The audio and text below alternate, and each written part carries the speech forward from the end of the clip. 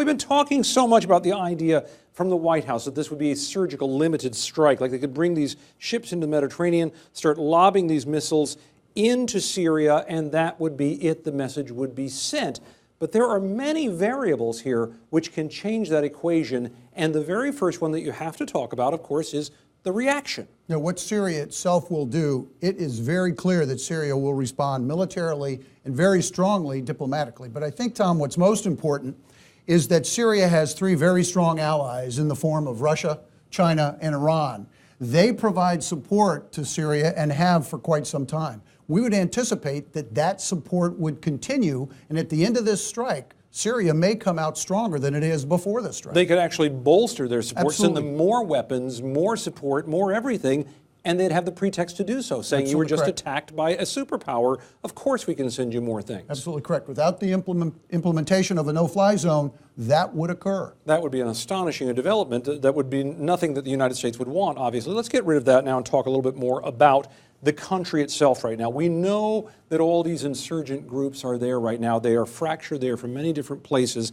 This is another question. What happens with the insurgent reaction if, in fact, an attack takes place? What are the possibilities? I think it's fair to assume that Assad is not going to capitulate. He's not going to give up. What we can also assume is that Al-Qaeda and Hezbollah, making up the insurgents within Syria, will increase in strength, will gain some momentum. And again, the sad irony of this is that the United States may contribute to the insurgent success in Syria as a result of this strike. And not just insurgents that we might have something in common with, but in truth, what we're talking about here is if Assad were to fall, which is not the goal right now, even though it may be the long-term goal, yes, the United States military could help put terrorist groups in charge of an entire nation. That's one of the real concerns here. And let's talk about one last area here, General, which I think is pretty important, and that is the question of the unknowns.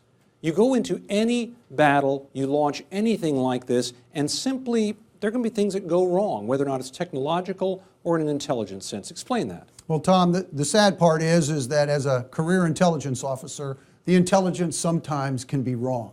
So the United States and its coalition partners, assuming there are coalition partners, might strike a target that isn't what it was supposed to be. There might be women and children inside a facility that is now being taken out. And the downside of that would be horrible. The United States would then be accused of contributing to this humanitarian disaster. And there could be, or there could be diplomats from China or from Russia. We could hit them and widen the whole conflict. And we unfortunately have experience in that as well in Belgrade in 1999 in Operation Allied Force. You had a great description for this earlier. You said when it comes to matters like this, you do get to start them.